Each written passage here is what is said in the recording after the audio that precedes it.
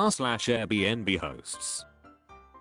C_neighborhood_149 says, I have a guest who is threatening to squat. I currently have a guest who has stayed for 6 weeks. They stopped paying 8 days ago. I gave them notice immediately that they have to leave by tomorrow. For those who will ask why I gave her so much time to leave, it is because I was generous. As the saying goes, no good deed goes unpunished. I have a guest arriving Monday. Today, she texted me saying that they found a permanent home, but they cannot move out till Wednesday. Basically, she is telling me when she will leave, as if she owns the property. Shockingly, she also said that, since they have been here for 6 weeks, we don't have to leave, and I would need to apply to evict them. My blood boiled after reading this. However, I took some time to reply with a calm head. I wanted to show her that I was not going to be threatened, and also instill doubt in her that she may be wrong about her interpretation of the law. I told her that we are a licensed BNB and therefore fall under the Innkeepers Act, not the Tenancy Act. This is actually true. I ended the text with, I will chat with you tomorrow morning before the cleaners arrive. I'm sure she is googling Innkeepers Act right now. My plan is to call the police at 11 AM if she still refuses to leave. Once they arrive, I will cite the Innkeepers Act and prove that she is a transient guest. I will show the following evidence to the police to prove that they are not tenants. We are a licensed BNB/STR with the city. They came from Airbnb, which is a platform used for travel/tourism. This suggests a transient guest. We lowered the rate after 1 month due to goodwill. A fluctuating rate implies a hotel type accommodation. I've never seen or heard a landlord lower a rate after 1 month of tenancy. We are fully furnished and all utilities are included. Coffee, tea is included. This is how a hotel is set up. We have a house book on the coffee table with sightseeing suggestions for tourists. Further enforcing that we are innkeepers, if the police officer refuses to throw them out, I will ask him to call his supervisor. My only concern with this tactic is, if the police refuse to throw them out, it will solidify to her that she has the upper hand and does not have to leave. It's a gamble. I hope she is considering what I told her about us being innkeepers and is doubting her interpretation of the law. Maybe the presence of the police will force her out.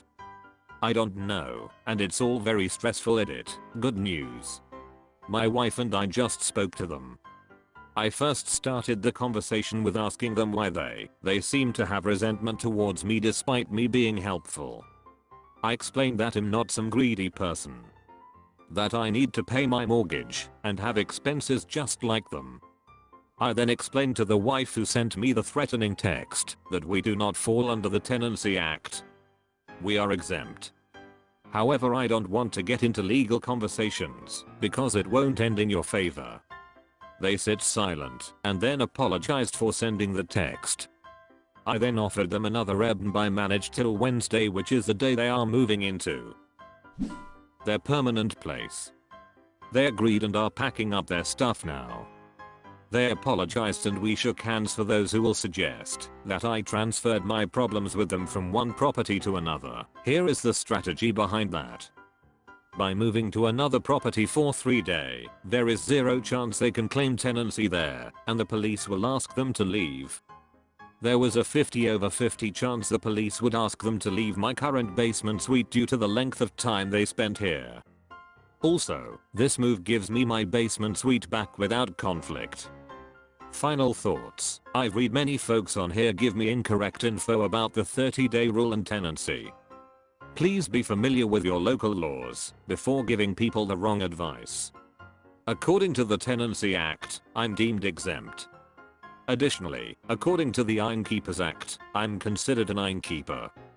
The 30-day rule only applies to traditional long-term rentals, at least in my province. Please do not get trapped into groupthink and do your research, because you may need to cite your rights one day if this happens to you. Farlove 467 says, I would love an update on this. Imnal, but my gut tells me that if your tenant argues with the police, they may decide it's a civil matter for a court to determine which law applies, since there could be arguments either way. In which case you'll probably need to get a lawyer.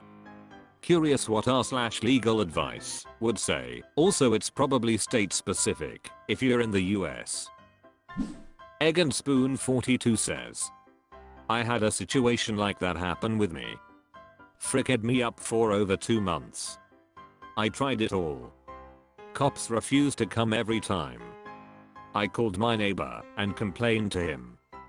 He's 84 and lives in the neighborhood since 1964. He's a plumber. Still.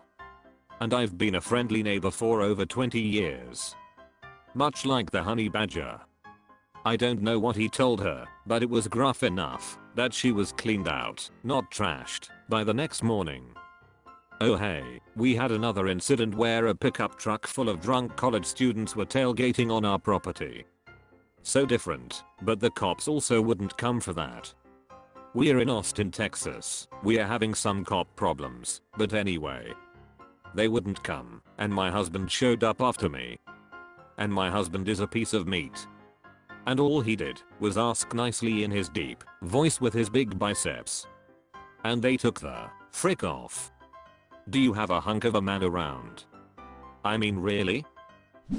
Richard Talent says, police may not be willing to force them out because it requires them to make a legal decision based on evidence you're giving them rather than just enforcing a behavior in front of them.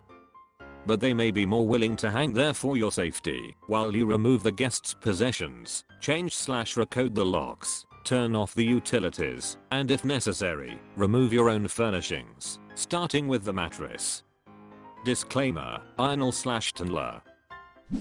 Cannonball 135 says, my only concern with this tactic is, if the police refuse to throw them out, it will solidify to her that she has the upper hand and does not have to leave. It's a gamble. Can you talk to the police before they arrive to your rental, or call them to your personal residence before they visit the rental? If you can get an answer from them before meeting with her, this could lower your risk.